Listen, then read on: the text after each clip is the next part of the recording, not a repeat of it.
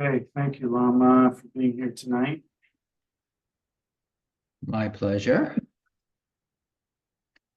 Wonderful seeing you, and I just want to let you know that I'm catching up on some of the videos. I got the April video posted last night on the YouTube, so I'll be slowly working my way through them, and I'll send them to you shortly. Oh, great. Thank you.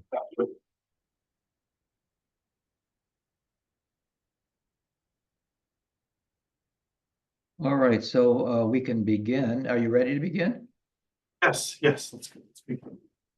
All right, so what we'll do is begin with the refuge and raising bodhicitta. And we'll say it, oops, let me take care of this situation.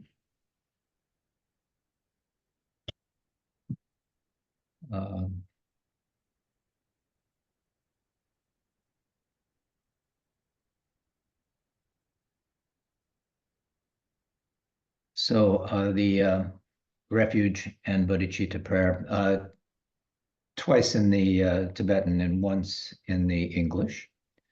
Sanjay Chudang Soki Chok Nam La Jangju Padu Dakni Chap Suchi Dagi Jin Sok Chi Pe Sonam Gi Drola Penchir Sanjay Adrupar Shok Sanjay Chudang Soki Chok Nam La Jangju Padu Dakni Chap Suchi Dagi Jinsok Jipe Sonam Gi Jola Penchir Sanjay Drupar Shok. Until I reach enlightenment, I take refuge in the Buddha, in the Dharma, and the Noble Sangha. Through the merit of accomplishing the six perfections, may I achieve awakening for the benefit of all sentient beings.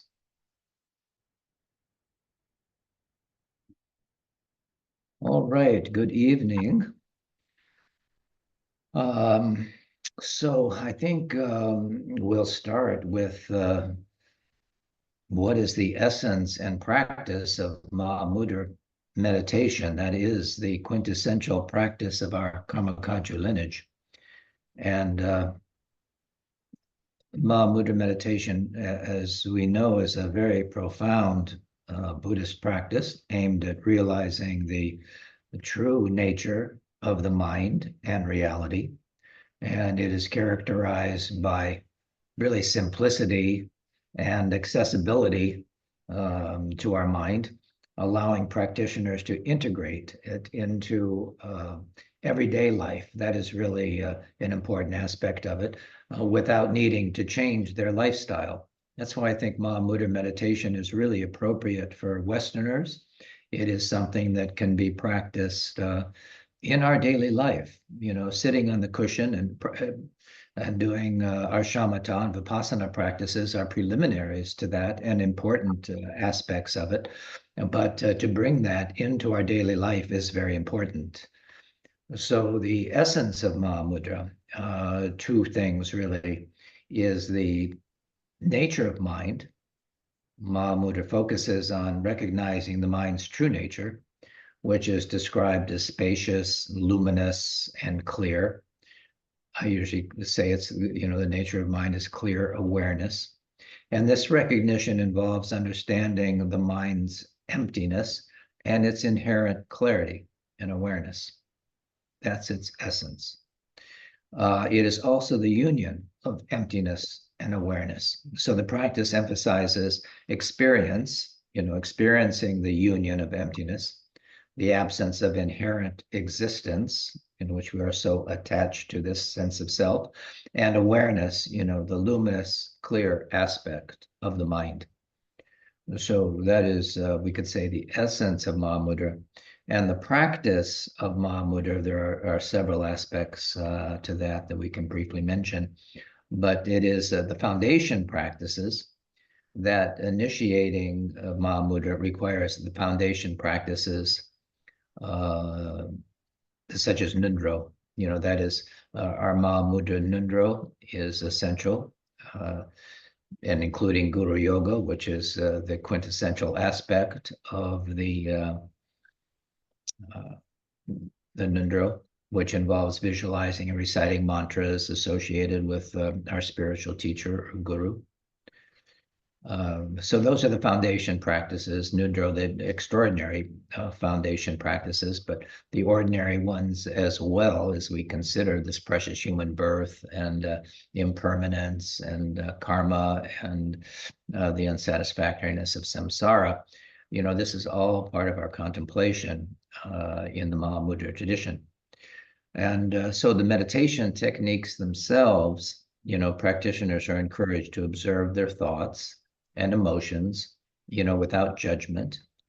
We just had Khenpo Ten Kyung here, and he was talking about these things, allowing them to dissolve naturally.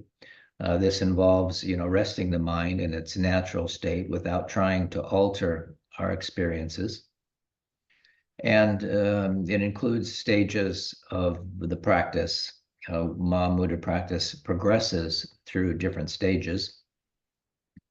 That includes calming the mind, shamatha.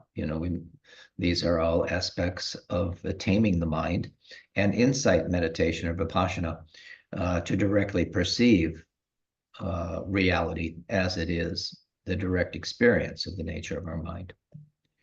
But first, we have to calm it down. That monkey mind that we were talking about over the weekend, this last weekend. So it also includes non-conceptual meditation. Unlike other forms of meditation that focus on specific objects or concepts, even the breath, Mahamudra involves meditating directly on reality itself, seeking to perceive the essential nature of the mind beyond the conceptual thought. So Mahamudra meditation ultimately aims at attaining, a direct realization of reality, leading to enlightenment by experiencing the mind's natural state, free from defilements and conceptual overlays. Any question about that? You did say that the preliminaries of Nundro were required before one engages in the practice? Ultimately, yes. In our Mahamudra tradition, yes. Those are preliminary practices to Mahamudra. I mean, can you do it without it? Yes, but we talk about these as being foundation practices, and we often use the example of building a house. If your house is going to be stable, it has to be on a firm foundation. And there are particular aspects of that. We build the walls before we put on the roof. There are certain preliminary things that we have to do so the house can stand. Thank you.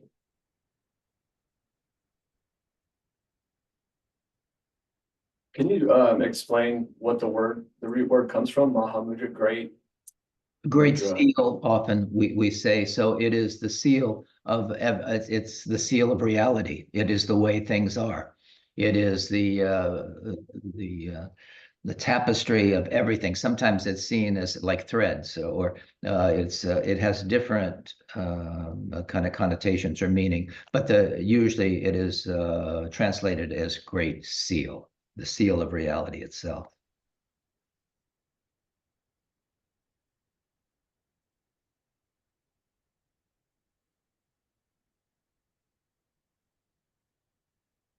So we might ask, how does Mahamudra meditation differ from other Buddhist meditation practices? So Mahamudra meditation differs from other Buddhist meditation practices primarily in its approach to the nature of mind and its emphasis on non-conceptual awareness. So the key differences, we might say, are non-conceptual approach. This Mahamudra meditation focuses on experiencing the mind's natural uncontrived state, free from conceptual constructions. It emphasizes direct realization of the mind's true nature without intellectual analysis or, effort even, to alter mental states. It's accepting, watching, observing the nature of mind and resting in its natural, clear, aware state. It is also an integration.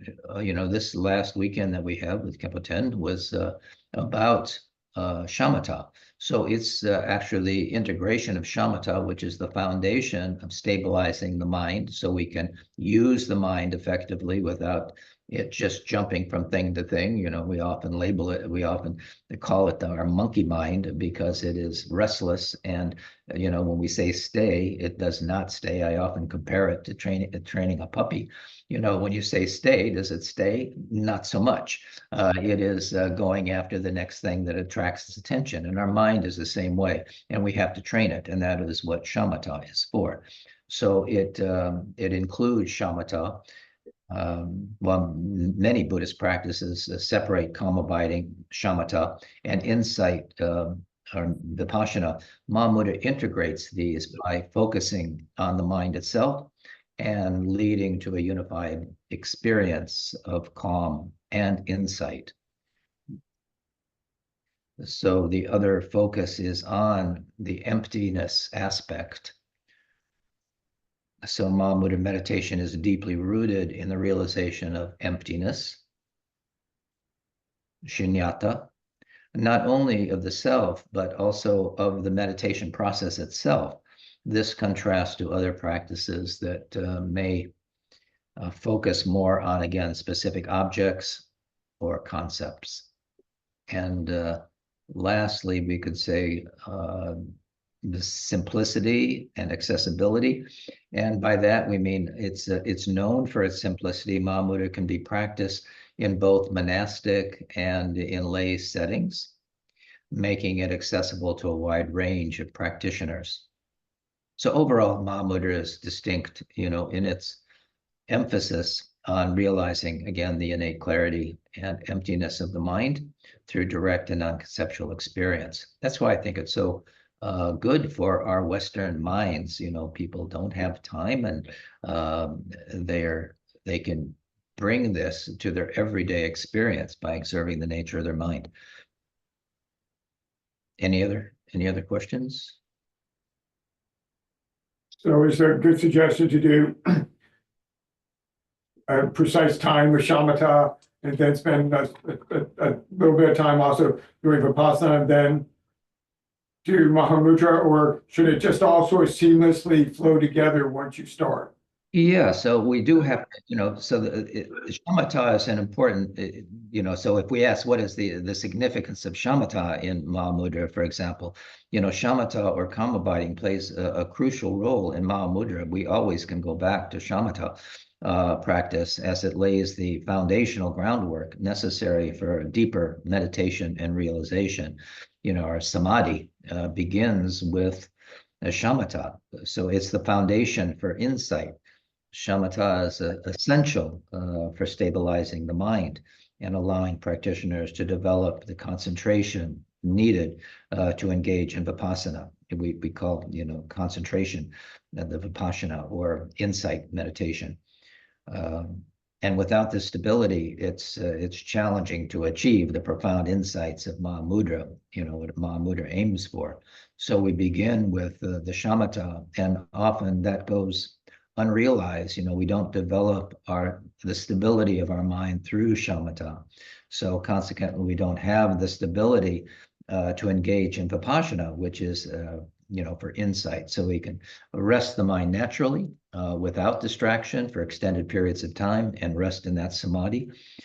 And so we also are cultivating non-distraction. At the same time, the practice of shamatha helps in cultivating a serene and undistracted state of mind. This is vital for observing the mind's true nature. That's what we were saying, without being swayed by all the mental distractions and conceptual thoughts that invade our mind constantly and take us down the rabbit hole. So that is, we cultivate non-distraction. And by doing so, we also enhance our mental clarity. If we're not getting lost in those kinds of things, by achieving a calm and settled state of through shamatha, practitioners can clear away the mental obscurations and dullness, which are likened to silt in water. You know, we often say, you know, in water, if we have silt or some kind of dirt or something in there, if we let the mind, or if we let the water just kind of settle, that silt, or you know, that is not part of the water, will settle down, and that clarity is necessary to perceive the mind's natural uncontrived state. And finally, you know, shamatha is a preparation for realization. Shamatha prepares the practitioner for the direct realization of emptiness and non-duality by enabling a focused and stable mental environment, like we've been talking about. So this is the prerequisite for experiencing the union of shamatha and vipassana, which is central to Mahamudra meditation.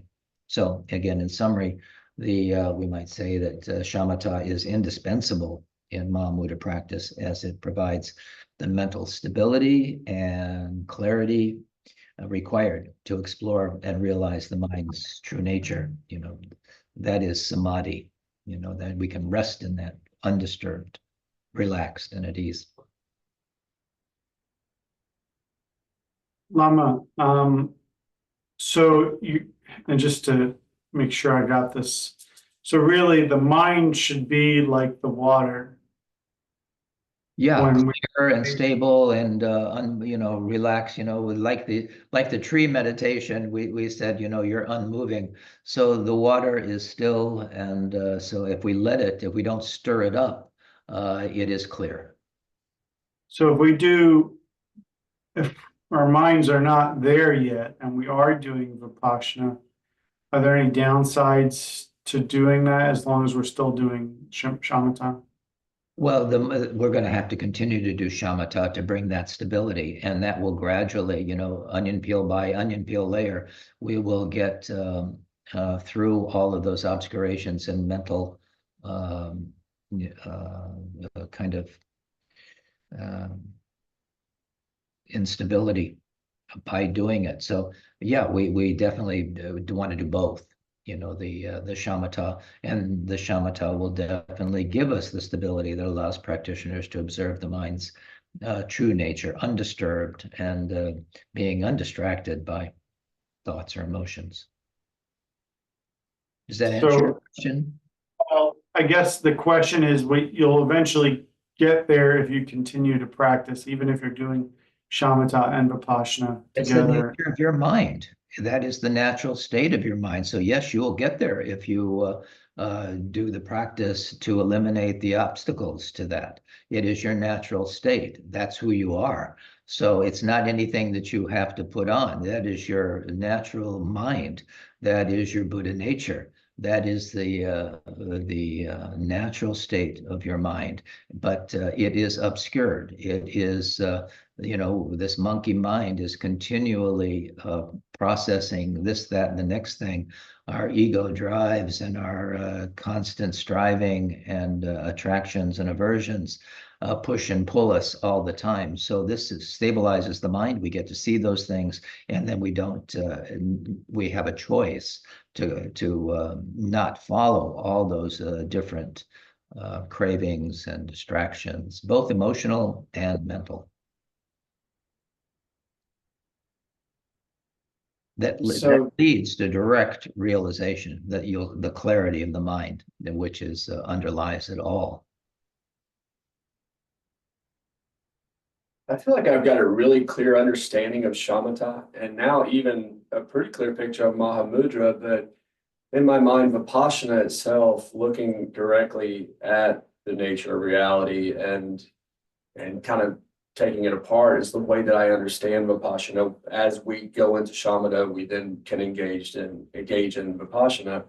Can you give a good description of exactly what Vipassana looks like as you're practicing, so that, you know, I guess we'll know how to do it? correctly. With the mind settled through shamatha, and we Well, intend. there are steps that we do to integrate this Mahamudra meditation. So integrating the Mahamudra through the things we just were talking about into our daily life involves blending, our formal meditation with everyday activities. So we do our sitting practice. It doesn't mean we abandon our sitting practice and rest naturally in our shamatha practice, following the breath, if that's what we're doing. But then there's a point where we can let go of the breath being the focus and rest the mind in its natural state of clear awareness without distraction. So we start with the quiet meditation. We begin your day with a period of a quiet meditation to establish a calm and focused mind. And this helps set the tone for maintaining awareness throughout your daily activities. So we will just kind of set a structure for how we can use this. And then we apply this awareness to our daily activities, striving to bring this awareness cultivated during our meditation into our daily tasks. And this means being present and mindful in whatever you do, whether it's working or eating or interacting with others. We bring this awareness, we bring this quality to every aspect of our daily life. And it's with balance and relaxation. We focus on maintaining equilibrium, relaxed mind, this relaxation and naturalness of both in body and mind. This involves, loosening the body, slowing down the breath, letting go of mental clinging. This is all part of both the shamatha and vipassana development. And so this creates mindful transitions. So we use routine activities, as reminders to return to a state of awareness. For example, when stopping at a red light or waiting in line, we take these moments to reconnect with your breath and be present. This is all we have, is this preciousness of this moment, not projecting into the future, not reflecting on the past, but just being present. That is the essence of Mahamudra, basically. So we want to be mindful, and we practice this in a non-judgmental way. So throughout the day, observe thoughts and emotions without judgments. We are constantly criticizing ourselves and others. We like this, we don't like that. Allow them to arise. These feelings they can arise and just pass naturally while maintaining a relaxed awareness. We don't feed those things. We just bring them to our awareness and let them go. Let them go. And then it just requires consistent practice after that. Making meditation a regular part of your routine. Even short sessions, can be fine, but we want to maximize those things.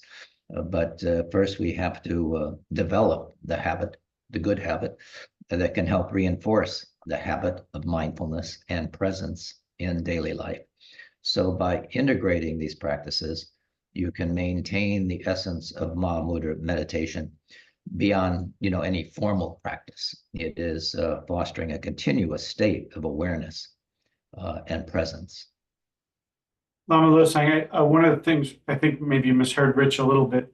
Can you walk us through Vipassana meditation, like maybe even maybe kind of walk us through an actual meditation, like what we should do after we've sat and done some shamatha, what an actual walk through the Vipassana meditation? Well, let's look at the stages of Mahamudra meditation, and we'll include all of those things. Okay. So the first point is one-pointedness. So this stage involves developing focused concentration, where the mind becomes stable and undistracted by external or internal phenomena. So we can gauge our progress, on the path by understanding, our mind is becoming stable and undistracted by external and internal things. So, we do the tree meditation. Kempo Ten was saying, don't move, be stable in that. And, you're not scratching your face, you're not moving around, you see the things come in the physical form, and the same thing in the mind.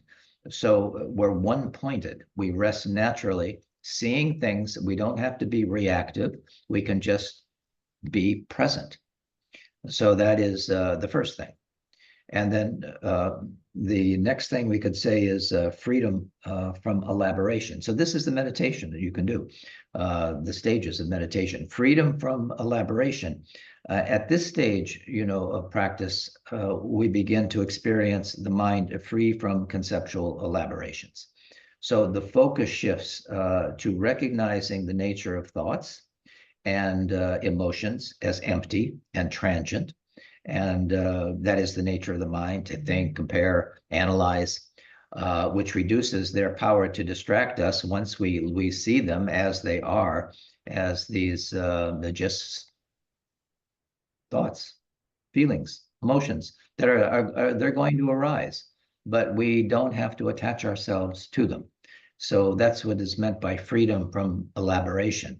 We don't really blow them out of proportion. We don't give them any energy. We just see them like clouds in the sky. We often use that image of the mind being spacious like the sky, and these thoughts and feelings like clouds in a spacious sky. And we don't elaborate on them. We don't follow them. We just allow them to come and go, and we are undistracted by them. And the other thing we talk about is one taste. So practitioners, reach a level where all experiences, whether perceived as positive or negative, are seen as having the same essential nature. That is, the stage reflects a deep realization that all phenomena are manifestations of the same fundamental reality. And then ultimately, there's no meditation. That is the one of the stages. The last stage is no meditation. This is an advanced stage of meditation, and where it becomes effortless and natural. We're not doing anything. We're just resting in that state. And the distinction between meditation and non-meditation dissolves as practitioners rest in the natural state of awareness without needing a structured practice. And that is very different. There's so many different methods, and are we doing it right? And all those things, we let that all go. So these stages reflect the progression, from focused concentration to a profound understanding of the mind's true nature, and ultimately leading to the experience of non-duality and enlightenment, awakening to our true nature. So that includes all those aspects that we were talking about. The shamatha first, to clarify it, the arising of these thoughts of vipassana, and then resting the mind in its natural state of clear awareness without distraction. Well, sometimes when I'm on my walks or doing something, a thought will arise, and sometimes comfortable, sometimes not comfortable, and I don't immediately just kind of bypass it, or I guess this is Vipassana, because I've never really had sit down Vipassana class, but I examine where this thought came from, which klesha is it attached to, and then I just kind of chuckle when I realize that, okay, this is because of my ego, huge ego, this is what's going on. I kind of laugh, then I go on my way. So is this how just being in this meditative state of Vipassana off the cushion whenever that is Vipassana. Yes, it is. You have the awareness of the arising of these feelings or cognitions, and you can laugh at them and give them a name. You can do whatever you want, but it's the recognition, it's the awareness That is Vipassana, seeing how these arise and seeing that they come from nowhere, they have really no substance whatsoever and just dissolve back into emptiness. And so you can rest the mind again in its natural state. Lama, is Vipassana also looking at examining the mind in a formal sense? Because that's one of the things that I've done too, is to sit down and try to examine the root of what it is that's. Yes, that can lead to awareness as well. You know, we often say that, look at the thought. What color is it? What size is it? Where does it come from? Where does it go? So yes, that is part of Vipassana. That's part of insight. To unravel that thing, to take it apart and see that it's empty. It's leading us to emptiness. And I guess a clue as to what to pay attention to may be related to your emotions, whatever you're feeling at any given Whatever time. arises, you're paying attention to. And we're all different in that regard. But whatever arises for you is what you pay attention to. And it can be anything. The mind is very facile, and it will think of anything. And then we start judging it. Oh, I shouldn't be thinking of that, or this is good, or this is bad. It is neither good nor bad. Just like the sun doesn't say to the cloud, bad cloud. It is just arising, and it is just dissolving. Comes out of nowhere, goes nowhere. It is nothing. No thing.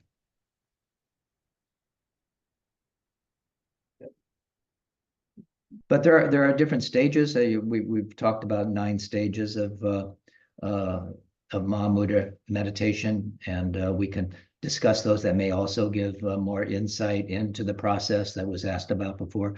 You know, there's different stages of Mahamudra meditation, help in taming the mind by progressively developing our concentration, our clarity and insight. And these stages guide the practitioner from a distracted state, you know, to one of profound mental stability and awareness. Is what we're looking for, is that profound aspect of our own mind. So there are stages. Should we go through those 9 stages? Yeah. Sure. Yeah, these all play a role in taming our mind. So the first is placement. So what does that mean? The initial stage involves placing the mind on an object of focus, which helps in the beginning to tame the restless mind by providing a focal point, to a distraction, basically. Often we use the breath for that. So that is, you know, we said that in terms of Mahamudra meditation, we're using shamatha and Vipassana as vehicles to strengthen the mind and grow the mind's capacity to rest in its natural state, and for longer and longer periods to rest in that samadhi, uncontrived state, unmoving state of awareness. So the first would be placement. And in the beginning, we do use an object often. It can be an image of the Buddha, it can be the breath, it can be a number of things. The second, the way the text usually talks about it, is continual placement. So as a practitioner repeatedly bring their wandering mind back to the object of their focus, they develop mindfulness and alertness, which are crucial for reducing mental distractions. But you have to continually do that, because the mind is going to wander, and you have to bring it back. You have to see it's wandering, and then again, continual placement. We start with placement. We continue to development of that placement. And the third is repeated placement. We're not done yet. So this stage involves recognizing and overcoming attachment to thoughts, and further stabilizes the mind by consistently returning the focus to the meditation object, whatever that is. And for each of us, you know, that may be different. And we do have particular predispositions that our mind goes to a particular place a particular feeling, a particular thought. We repeat this all the time, over and over and over again. And that's what we want to uproot. We want to uproot these negative kleshas, or these things that really distract us from from seeing the truth of the nature of our mind. So placement, you understand what that means? Continued placement, or continual placement, to continue to bring it back again and again, as we talk about the shamatha. We have to be vigilant. We have to continue to do that. We have to remain mindful and alert. And then repeated placement. We continue to do that until the mind really is stable. So then the fourth one is called close placement. And here practitioners develop a sense of vastness. There's a feeling of subtlety in their awareness, and allowing them to notice even small distractions that maintain focus, thereby taming the mind further. The mind is very subtle, and we can think that we're doing such a good job, yet in the background, the mind is still jumping around. So we scrutinize it even more. So it's close placement. We really are watching the mind closely. Practitioners develop a sense of the mind is vast and very subtle, and there's lots of things. Our habitual patterns are strong. So we allow this allows them to be noticed in even these small distractions, and we maintain our focus. And then taming and subduing is usually considered the fifth, taming and subduing. And at this stage of meditation, this is the fifth, and meditation becomes more joyful and stable as practitioners appreciate its benefits, leading to a more relaxed and concentrated mind. It becomes easier and more relaxed, and we're more at ease. We're not fighting with ourselves. We don't want our mind too tight, too loose. This is the situation in the beginning in particular. We are so tight. Am I doing it right? And I've got to do it this way or that way. And that is a big stress. So we're now beginning to see this more clearly and are actually more relaxed in our practice. And a little joy can also begin to manifest, and we begin seeing some positive benefits in our mind stream in the way of this added relaxation and being at ease in the world, so that we're not pushed and pulled by all these things, all these distractions. So we call that taming and subduing. Then the sixth is generally called pacifying. And at this stage, it involves reducing even more of the subtle distractions and achieving deeper tranquility, which helps in calming the mind significantly, even more so. When you see highly developed practitioners, they're at ease. They're immovable. That is as we progress along the path. We've pacified, those even the subtle distractions are becoming more and more noticed and eliminated, achieving a deeper tranquility. We call shamatha tranquility meditation, but when we pair it or with vipassana by seeing the mind, and then we can quickly begin to progress. So that's and then we're pacifying the mind. The stage involves, again, reducing even these subtle distractions to achieve a deeper tranquility. That is the sixth. The seventh is thoroughly pacifying.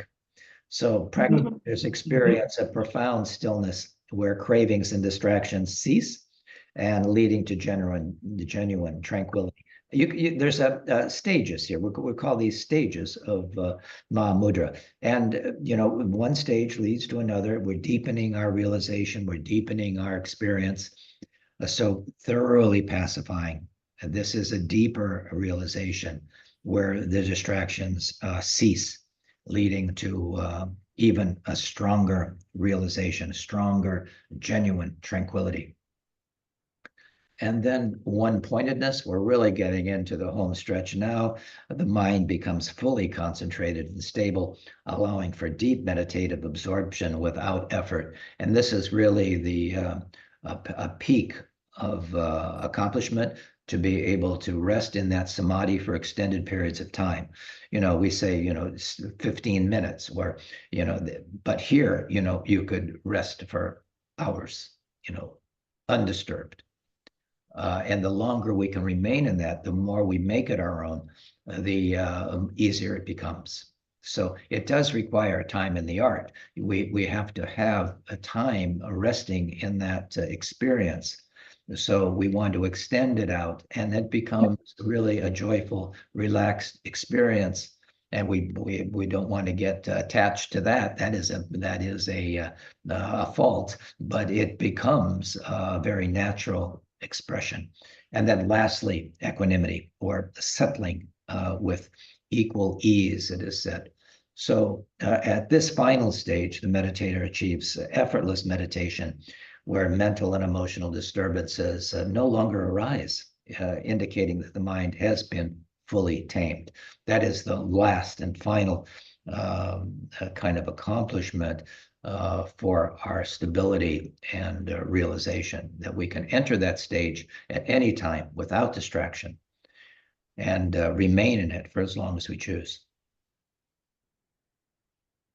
So these stages collectively help in transforming, our turbulent mind into one that is calm, clear, capable of profound insight, and recognizes its essential nature, its true nature.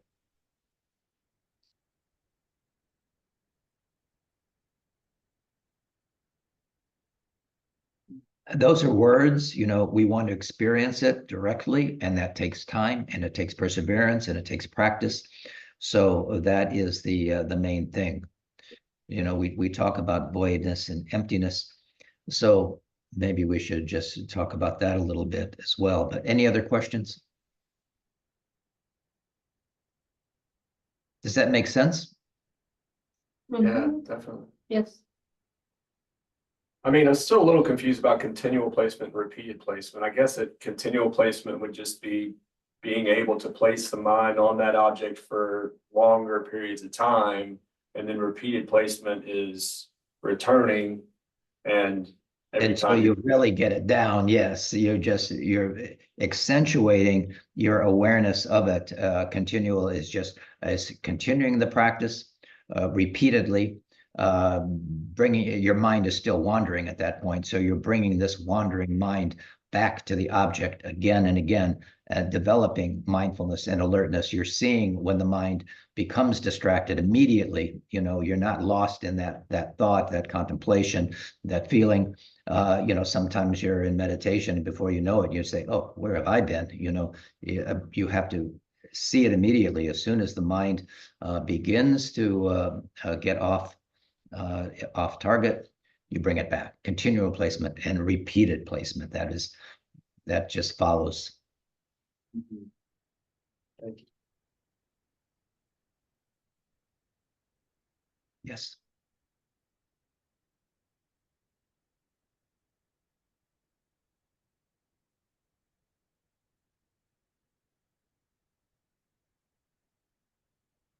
Lama, one of the things that was mentioned in Essence of Buddhism is working with a teacher when you're ready to do Mahamudra meditation. Yes. And I'm assuming that, because you completed Nunjo at that point, how do you go to your teacher and say, I'm ready for Mahamudra meditation, or does your teacher examine you to see if you're ready?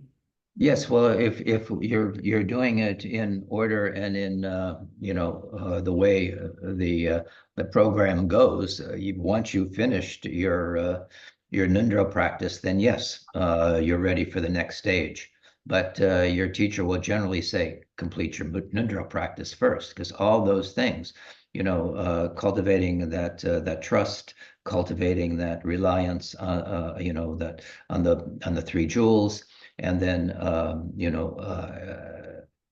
removing our obscurations through the Vajrasattva practice, doing the mandala to generate the necessary merit and conditions, and then the Guru Yoga.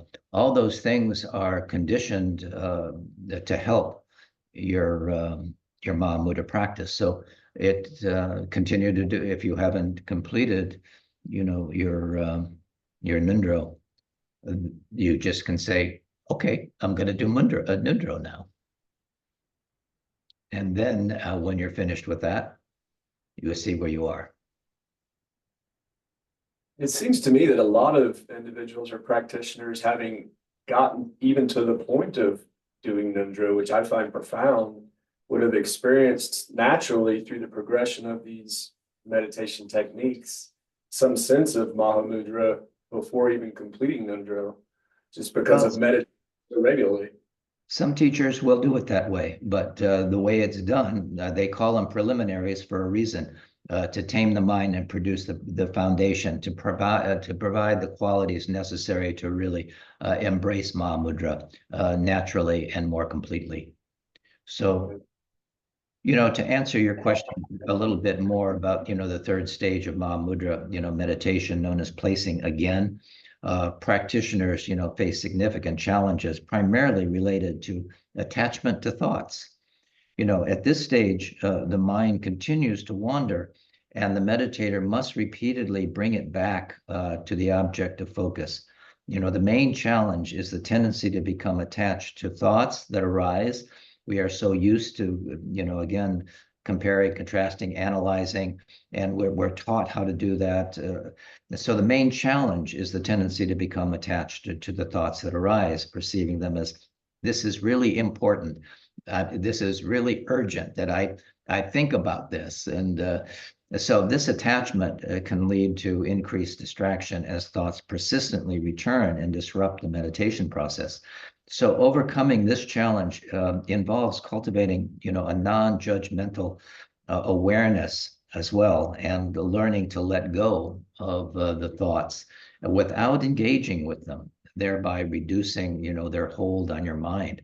Not so easy to do. It feels unsafe for people, I think. Well, it can be scary. What am I going to hang on to? Yes, the rug's getting pulled out from under you. There is no ground. There's no ground. Exactly.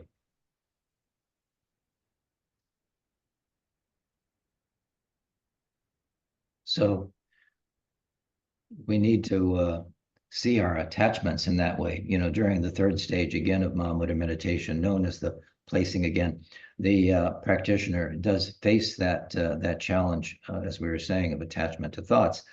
And so we want to recognize when the mind has wandered and gently bring it back again and again to the object of focus. And here, there are ways to do that and to recognize and manage this attachment. And first is the immediate recognition. We have to, as soon as the thought arises, we recognize it without judgment. This is akin to being alert and noticing that the thought immediately, similar to how one would quickly address, a pig in the garden. You see it immediately before it causes disruption and starts tearing up your garden. And so that is the first thing, is the recognition. And the next thing would be, not to engage with the thought. So avoid engaging with the content of the thoughts. Instead of considering the thoughts as important or needing attention, simply acknowledge them and let them pass without attachment.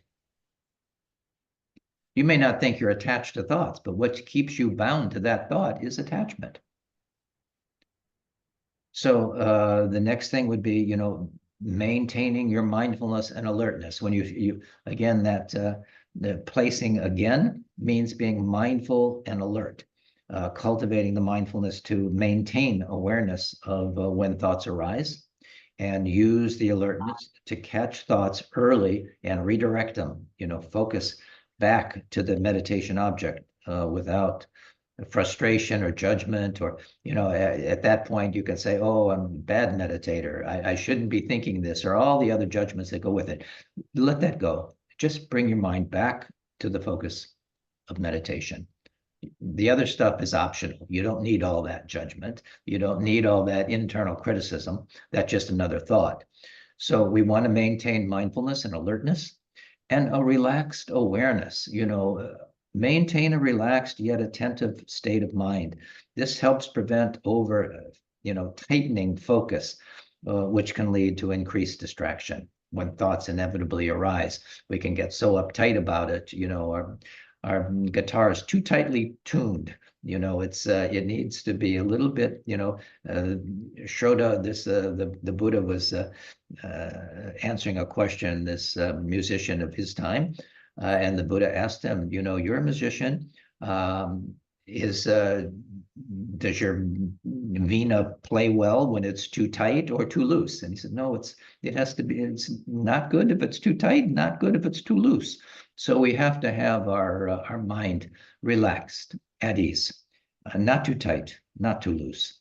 And so by practicing these techniques, the practitioner can manage the attachment to thoughts and maintain a stable meditative state during the stage of Mahamudra meditation. Right?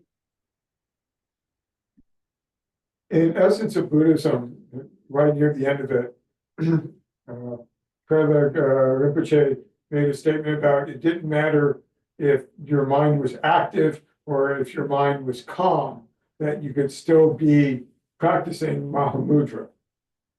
That's right. Mind or active. I mean, you see it both ways. A mind relaxed, mind at ease. It's the same mind. And so there's no judgment about either of those things. It's just the mind engaged or the mind relaxed and at ease. Right.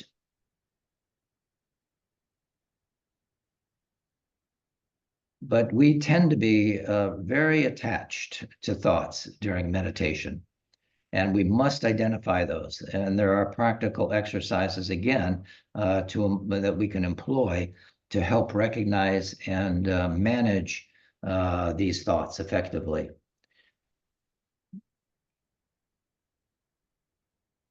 I mentioned exercise, the clouds in the sky. You can use mindful imagery. Try the exercises like clouds in the sky, where you imagine your thoughts as clouds passing by. This visualization encourages you to observe thoughts without engaging with them, allowing them to just drift away naturally.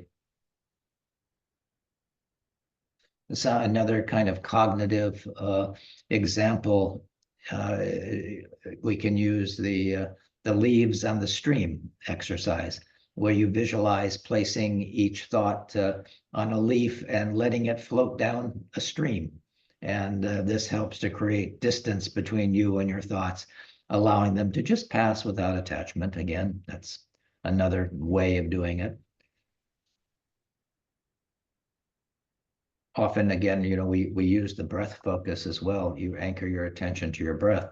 And when thoughts arise, you just gently redirect your focus back to the sensations of the breath, of the breathing. And this consistent practice helps to stabilize attention and reduces the tendency to become attached to thoughts.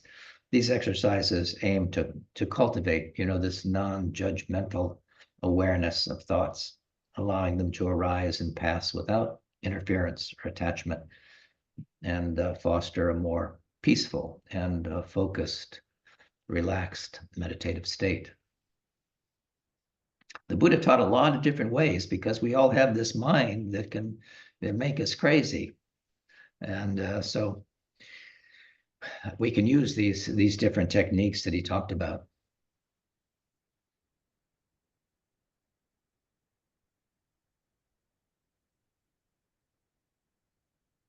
Feels like we need all of them right now.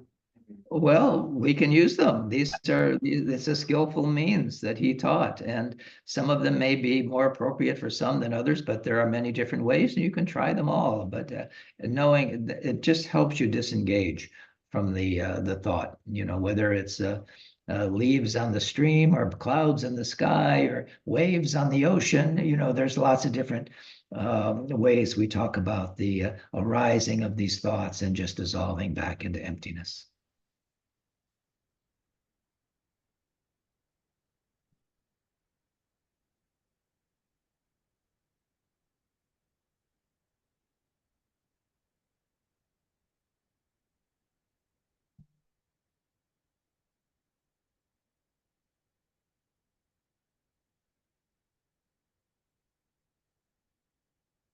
Any other questions or comments? Anything else on your mind?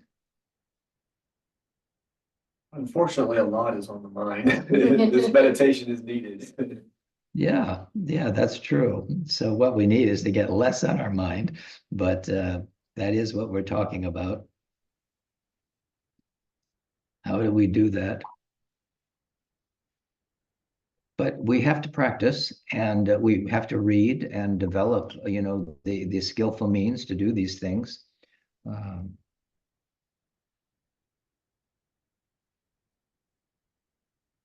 You might wonder, how can I think we can develop, integrate Mahamudras. I said in our work routine as well, which is the way, we're working more than we're sitting on our cushion. So we have to integrate Mahamudra meditation into our daily routine. Our work routine involves, blending mindfulness and awareness practice, with your daily tasks during the day to maintain a sense of presence and calm throughout the day. And you can do that.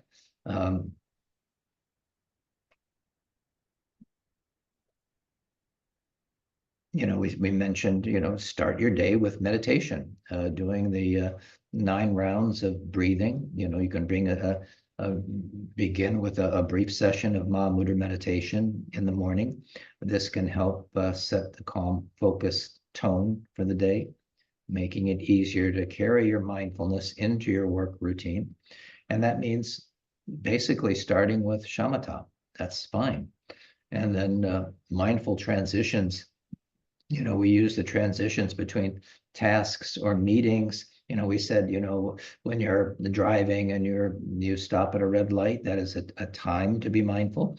You can use transition between tasks or meetings as opportunities for brief mindfulness exercises during the day. Take a few deep breaths, focus on the present moment, reset your mental state before moving into the next task.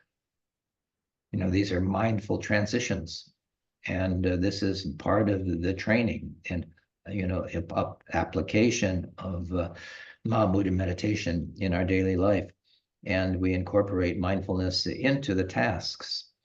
So we turn routine work activities into mindfulness practices. For instance, if you're on your computer and typing or attending meetings, or maintain an awareness of your body posture and your breath, allowing you to stay grounded and present. Be mindful, of your situation. And schedule breaks for meditation. Just set aside short periods during your workday for meditation, 5 to 10 minutes or 21 breaths. I often say when a beginner is starting meditation, 21 breaths, that does not take long. You can do that in 10 minutes easily, probably less. So even 5 or 10 minutes can be beneficial if you do that. And it's a reminder, it is a good habit. And use these breaks to practice calm abiding. This is shamatha, calm abiding. And so bring yourself to that focus and simply resting in awareness. And you can do that walking too. If you're walking from place to place, you can make it a walking meditation. So everything serves to further. If possible, take short mindful walks during breaks. focus on the sensation of walking, such as the movement of your legs. And if you've done, walking meditation, follow those instructions on being mindful in walking meditation, and contact, making contact with your feet on the ground. Thich Nhat Hanh says, walk as if you're kissing the earth. This practice, can help refresh your mind and enhance concentration as well. So, and in the evening, sleep is so important. So, you can begin to wind down in the evening a little bit. Conclude your workday with a brief meditation session to transition from work to personal time. Hopefully you're doing that. You're not carrying your work with you all the time, and you actually can practice a little bit and maybe even look forward to your practice at the end of the day to kind of integrate your day and your mind. So this helps clear the mind of work-related stress and prepares you for a restful evening and sleep. So by integrating, these kinds of practices into your work routine, you can maintain the essence of Mahamudra meditation throughout the day and enhance both productivity and well-being. Your health will improve, your sleep will improve. So you're carrying this idea of relaxation throughout the day, being at ease and not getting pushed and pulled by all of these thoughts and feelings and emotions. It's exhausting to have to deal with all those things. And you have a choice. And mindfulness definitely is a good choice. Are there any particular recommended techniques that you haven't mentioned that within Vipassana, for those who, we all go through extreme times in our lives where our thoughts aren't just clouds, but there are hurricanes coming through? Is it just a matter of being patient and sitting with that hurricane until it dissipates, or are there other techniques we can employ? All the ones we just talked about, these are all things that you will use, you'll cultivate and make them your own. And the more you do it, the more adept you'll be at using them. Taking the short breaks, just bringing your attention to the breath, watching the mind before we have a choice, but because our minds are so scattered and our clinging to these thoughts are so intense and so habitual that we don't see them arising in that same way. We have to be mindful.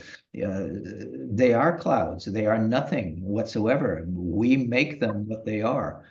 So when you are lost in that, that is the time to really explore, what is it that I'm hanging on to? What is my fear? What's going to happen? Why am I so upset about this?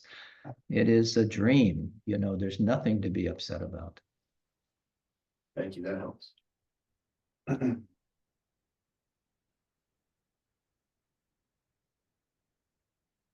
Yeah, even while you're sitting at your desk, meditating at your desk can be a practical way to incorporate mindfulness into your work routine, so you find a comfortable position. That's important. Sit comfortably, just like you would on your cushion at home or in your chair at home.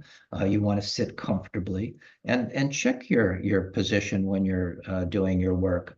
If your body is not in a comfortable position, or it's not straight or aligned in a particular way, the chi and blood is not going to move in the most meaningful way, and it'll create problems. So find a comfortable position. Hopefully you've got a desk, and if you're using a computer, the ergonomics are correct. Your desk is clear, and your chair is comfortable. So sit comfortably in your chair with your back straight, feet flat on the ground. And you can also adjust your chair to the height to ensure that you are relaxed yet alert. So just like when you're meditating at home, when you're at your desk, sit comfortably, find the right position. Start with breathing. Begin by taking a few deep breaths. Inhale deeply through your nose, allowing your abdomen to expand. Exhale slowly through your mouth or through the nose, if you're doing a cleansing breath, you can do it through your mouth. Focus on the rhythm of your breath to help center your mind. breathing naturally and at ease, uncontrived and relaxed. You can do a body scan, see where you're holding tension. Perform a quick body scan by directing your attention to different parts of your body, starting from your feet, relaxing your feet, feeling your feet flat on the floor, making contact with the floor. When I'm teaching Tai Chi, I say your feet are like pancake batter, just spreading against the floor, making as much contact with the floor as possible. Relax, relax, relax. So taking a few breaths, inhale deeply through the nose again, allowing the abdomen to expand. Exhale slowly through the mouth. Focus on the rhythm of your breath. Center your mind. Perform the body scan by directing your attention to different parts of the body, starting with your feet, moving up to your head. Notice any sensations or areas of tension, and consciously relax each part as you focus. The feet, calves, knees, thighs, buttocks, belly, chest, the shoulders, arms, hands, neck, head. Just do a body scan like that, and internally give yourself the suggestion to relax. You can do the body scan very easily, and again, become very adept at that, because if we're stressed, it's going to be in our body. And if it's in our body, it's going to be in our mind as well. So the more relaxed you can be in your body, the more relaxed you can be in your mind, and vice versa. There's no separation between body and mind. If one is stressed, the other one's going to be stressed, to be sure. So use guided meditations. There's a lot of different meditations. You may know some that you like. If you're struggling to maintain focus, consider using guided meditations or calming sounds. There's a lot of apps that you can use to do that as well. Natural sounds, sometimes people like through headphones to help keep you centered during your practice. But I do suggest you not use music or those kinds of things when you're doing your meditation, your formal meditation. And just do short sessions, periodically through the day. That brings your mind to the present moment, and you're more likely, if you can do it periodically through the day, to maintain that sense of awareness. So start with short sessions, 5 to 10 minutes, and gradually you can increase the duration as you become more comfortable with the practice.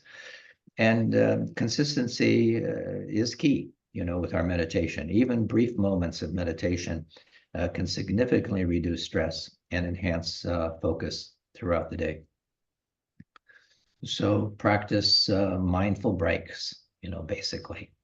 Incorporate brief mindfulness breaks throughout your workday. Stand up, stretch, take a few deep breaths before returning to your task. This helps refresh your mind and maintains a sense of calm again, and will make you more present and actually improve your mental focus. No matter what it is you're doing, you'll be more mentally present and in the zone. So by following these tips, you can effectively integrate meditation into your work routine, which I'm suggesting, helping to enhance focus and reduce stress while sitting at your desk. You can do it anywhere, anytime. People ask me, when is the best time to meditate? And you've heard me say, the best time to meditate is Anytime. meditate. Yes. Meditate. That's good. So yeah, you may have some favorite meditations that you like, but it is to disengage from the monkey mind and to be focused and relaxed and maintain that the mind at ease. That is an important part of our practice.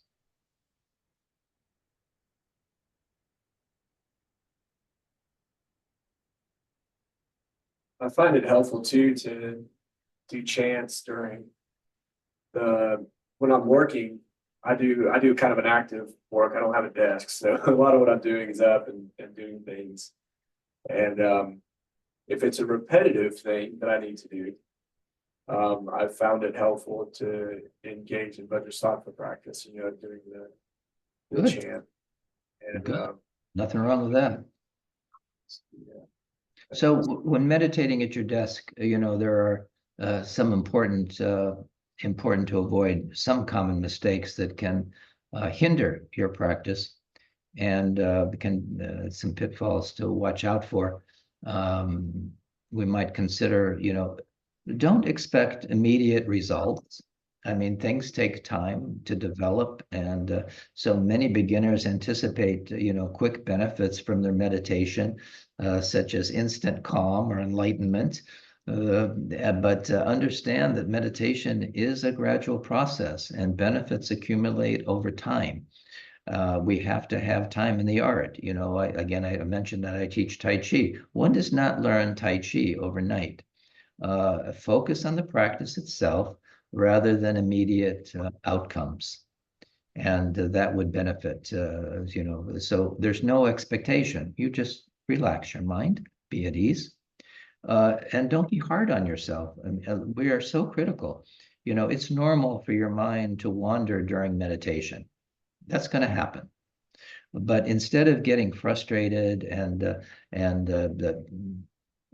criticizing yourself, gently acknowledge distractions and bring your focus back to your breath or the present moment.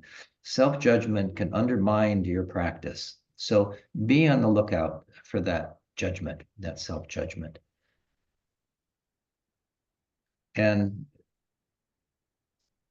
rather than trying to eliminate all distractions, learn to embrace them as part of the process. Recognize distractions without becoming attached to them, allowing them to pass like clouds in the sky. They are going to arise. That is the nature of the mind. That's what we said. So if you think you're going to go and have no thoughts, good luck. They are going to arise. So recognize distractions without becoming attached to them. That's the thing, is not giving them energy in that way. And let them pass. Let them go. And the other thing is inconsistency in practice. Skipping days or being irregular in your meditation can really hinder your practice. Aim for consistency, even if it means starting with just a few minutes each day. Make it every day. Regular practice is key to developing a stable meditation. There are two faults with our practice, which you probably heard me say. The first is not starting, and the second is not finishing, taking the practice to its conclusion, to its end, which is what the Buddha did. We have to do the same thing. We just don't stop halfway. And of course, you have to begin. And beginning means to maintain a practice every day and do it every day until the result is achieved. Yeah, regular practice is really important. So if you can, don't skip a day. So we don't want to overthink our environment either. Don't stress about finding the perfect meditation space. It's nice if it's quiet and has good feng shui, but you can just overdo that as well. You can meditate effectively at your desk or any quiet spot available. The focus should be on your state of mind rather than the physical setting. You take your mind wherever you go and you create the environment in your mind. So you can make that a heaven or a hell for yourself. It's your choice. But we don't focus too much on overthinking the environment. Oh, it's too much noise. We can say that, oh, I can't meditate in this environment. You should be able to tame your mind and meditate anywhere, anytime, under any circumstance. And we don't need to rely on external aids. While guided meditations and apps, it can be helpful, as we were talking about. Relying solely on them may prevent you from facing your thoughts directly. You're following, some script. So spend time meditating without external aids to cultivate self-awareness and insight.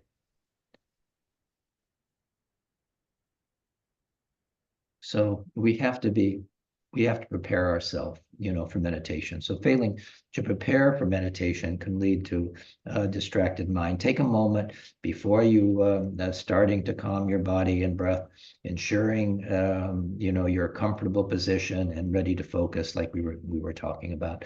Do a body scan. Relax, relax, relax. The key is relaxation. By avoiding these common mistakes, you can enhance your desk meditation or your meditation in general and experience greater benefits from your efforts. It's also good to engender bodhicitta beforehand, right?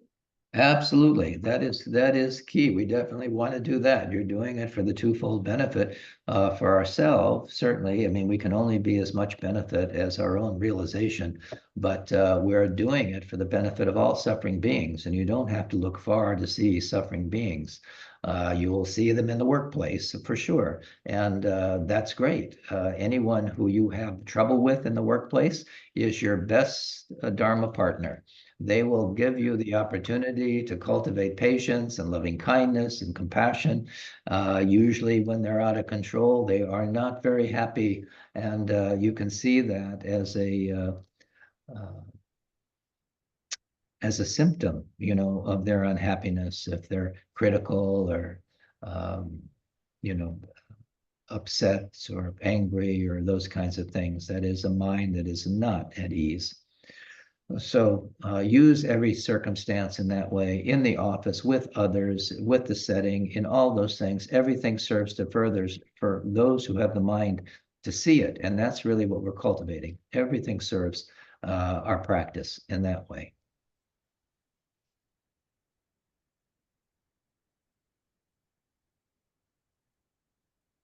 Well, I think we can stop here. What do you think? Sure. Any final questions or comments that you'd like to make?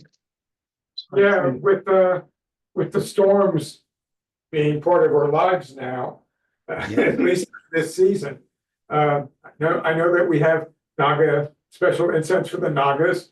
Is there any simple mantra or just doing the Tashi prayer or anything repetitive while like circumambulating the building you live in or the neighborhood? Tashi prayer would be fine, or Matara, or the protector deities, those kinds of things for protection. But Tara is a wonderful one, and just all the Tashi prayer, would be fine. Anything, and just to dedicate the merit of whatever practice you're doing for the benefit of all those who are suffering the results of these storms that we're seeing. Some people have lost everything. They have just literally, it's all been washed away. Even lost loved ones and spouses and children, and it's been terrible devastation. So our heart goes out to them, and we can put a lamp on the shrine for all those who have had that experience, and dedicate the merit to their well-being and all auspiciousness.